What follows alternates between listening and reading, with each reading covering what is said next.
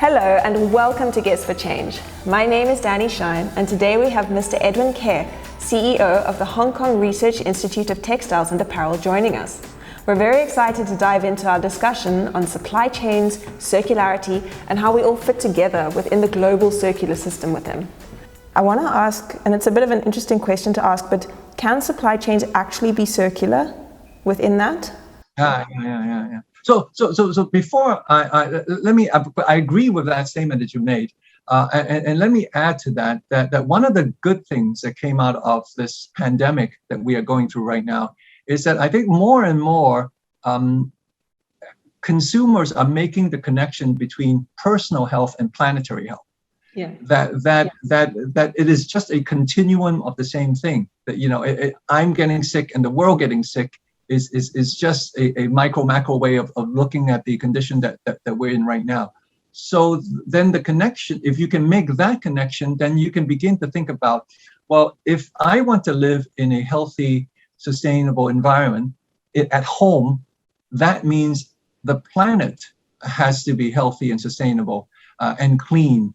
And so it becomes the utility of how we make purchasing decisions should be not only does this make me look good, the aesthetics, but do I feel good when I buy this? Which is that when I buy this, do I feel guilty that I'm making some polluting some country and making a group of workers miserable because I'm keeping them in poverty, or do I buy this and feel good because I know that because I use this type of material, because I'm purchasing from this brand and they behave in a responsible, sustainable manner, that I'm actually part of the solution for what I see, not only in what is happening to me and my family, but what is happening to me and my community and the world that we live in. So that creates the business case for all of us to behave a little bit differently, because that's the marketplace that we operate in. So now, anyway, so to your question about circularity, I think there's sort of two answers to that. One is the engineer's answer, and the other one is the biologist's answer. The engineer's answer is that no, this is like the perpetual motion machine myth, right? You can't continue to use things in a closed loop. You deplete resources, you deteriorate, entropy happens. The second law of thermodynamics happens. So you can prolong the useful material. You can reapply it, make something else out of it, so that you can maximize the value that you can extract from a certain thing. But no, nothing is truly circular. So that you see in systems and in engineered things. For a car to work, you have to put gas in the tank. That's just how engineers work, right? And that's the engineer perspective. The biologist would say that, of course it's circular. Our world is circular, with or without us. That's how nature operates. It's not something that we clever human beings came out with.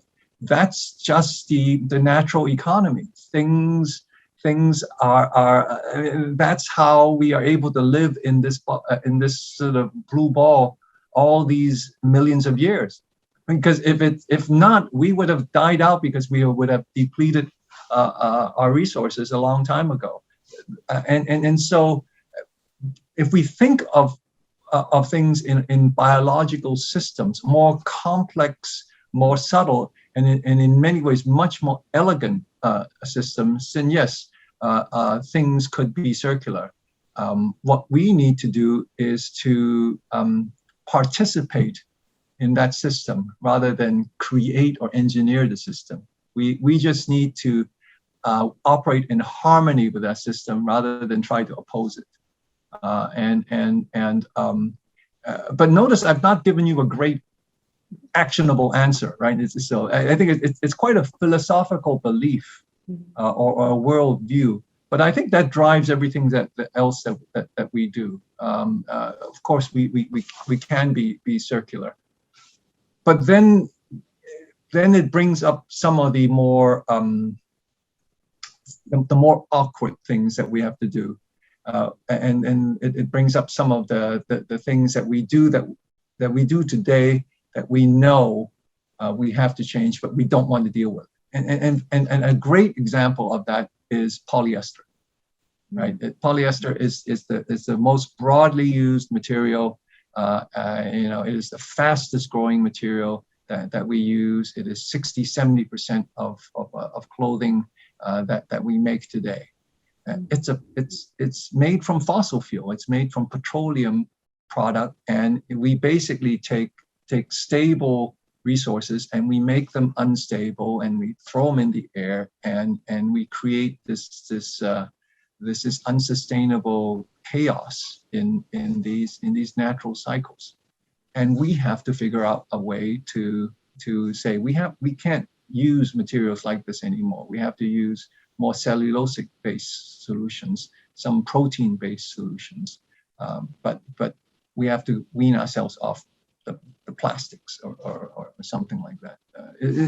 And how we create energy. How we can't burn coal like what we're doing right now. We can't spew out pollutants like we are doing right now. So all those things, all those behavioral changes happen when we begin to change worldview and fundamental assumptions about how we see the world. One of the big aspects of this is being able to have an impact on education and curriculum in schools, because we're needing that cross-pollination between the data and the service and the financial. We're needing to create that system and be a part of that system proactively. And in terms of that, I know that you've got quite a good hold in terms of education as it is. And is there any opportunities that are coming up that we could be creating or that are missing in education today, or that fashion schools may be able to implement to navigate this going ahead? Yeah. I think that, certainly I see a lot of opportunities, but again, I may be seeing this from my own lens and prejudice, and in my limited view of this. So to take it with a grain of salt.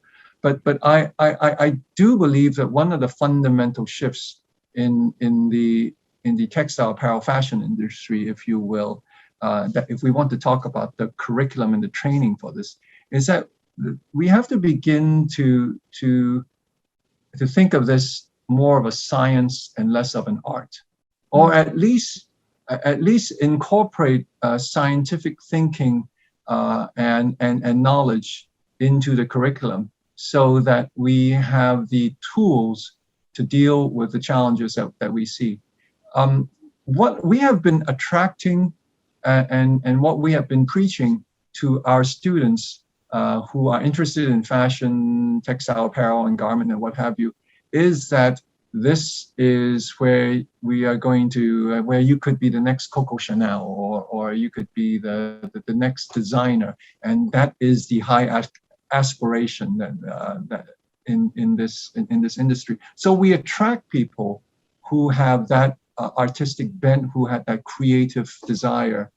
And yet what we're finding is that today, that addresses one aspect of the industry, the aesthetics, but that there is a lot of other things that this industry can have impact on. It can impact on culture, and it can impact on society, and impact on our environment that has not been addressed. And those are much more, they're more technical understanding that we need to be aware of. Otherwise, we will forever be in supply chains trying to fix problems somebody else created, right? Some design decision created this problem, and we're in the backside trying to plug all the holes in the dike hoping that we're fast enough. Much more efficient if we just begin by having a deeper understanding of the impact of our design decisions, and have much broader design choices that are circular in nature, that takes these considerations and when they're thinking about the creative side of it, so that we can be seen and be a much more responsible and much more sustainable and much more circular industry. Yeah, completely. And that also just triggers my memory back to when we were chatting with Carla Hkrita. She was saying, we need to actually attract scientists. We need to attract chemical engineers. We need to attract those people that have those skills. And within it, I know there was more of a classical way of learning, traditional way of learning, maybe per se, where one would learn through internships or through apprentices. Is there still a space within the industry and moving ahead, or is that something that's kind of outdated, so to speak? I'm personally a fan of apprenticeship. I would love to be young again and to spend time with seasoned, smart people and just admire the way they work. I think that is incomplete right now. What we have is a multidisciplinary challenge, because it's a environmental challenge. So there is material scientists that can help us. It is a manufacturing challenge. So industrial engineers and what have you to help us look at how things are made. It probably is a logistics challenge, and then more and more it is a data challenge. Just understanding what the marketplace, the complexity in the marketplace, and what to make when and how to price it appropriately so that it sells. All of that speaks to a much broader approach to the industry, and to think of a fashion, textile, apparel, and what have you in a much broader a sense, and then to probably spend a significant amount of time and effort on working on things like teamwork and collaboration and effective communication and other tools like that, so that we can all pull our piece of the puzzle, bring our piece of the puzzle to the table, and collectively we solve this rather complicated challenge that we find ourselves to be in right now. Yeah, I think that is the consensus at the moment, is that it is such a collective, contributive space that we're in, and we're needing to hold these conversations more and more. And I think just in closing, one last question for you, Edwin, is what is your personal understanding of circularity? How would you define it? Well, we've talked a little bit about that earlier on, which is really how do we live in harmony with the biological systems that operate without our intervention, without much effort, quite flawlessly, with or without us, that have always been around. How do we become good students of those systems, and then operate in that way, figure out what the cycles are, and what the constraints are, and operate within those constraints, so that we don't put things out of balance or get things out of kilter. I think it probably also is appropriate for our times right now, is that we should probably be a little bit more ambitious than circular. We have screwed up enough in our sort of since the Industrial Revolution, that I think we probably have to think beyond circular to be a more think about how do we remediate, and how do we compensate for some of the excesses that we have contributed. So carbon neutrality is a great goal, but being carbon negative is a much more useful goal, because I think it will help us get back on the right track much faster.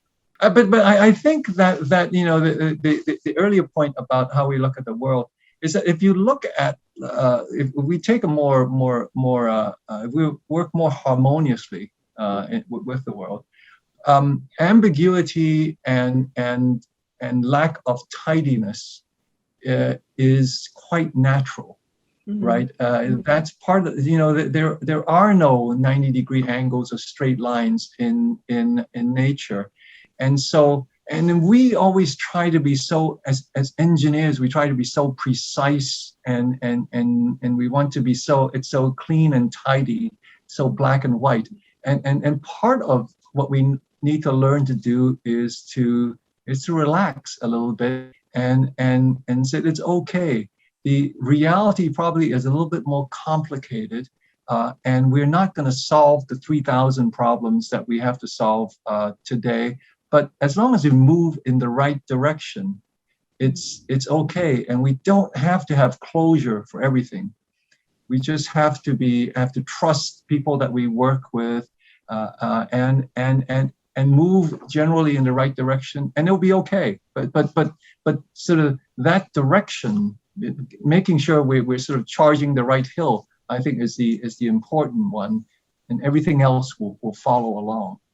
And so if you have a lot of different thoughts, I think that's great, but because I think somewhere along the line it will coalesce into one genius idea that will change the world, right? Yeah, I mean that's how they all start, right? So well, it's frustratingly nonlinear. Yeah. Right? And that's the beauty of it too, is that we all have to have the sense of adventure. We all have to accept that, I'm going to screw up 99 times, but the 100th time, that's when the magic happens. And so we have to, okay, let's live through that together, and it's okay, and so that we don't, parents push their kids to be best at stuff and all that, and I think it's okay to be a little bit more relaxed about this, because I think in the end the higher quality solution, the more sustainable solutions will come out of these thought exercises and these observations and conversations. Thank you so much for your time and insights, Edwin. We really appreciate it. I know I've enjoyed learning from you, and I'm sure that our audience will too. Thank you for watching this episode of Guest for Change. I hope you enjoyed it as much as I did. Give this episode a like, and remember to subscribe to be in the loop to close the loop.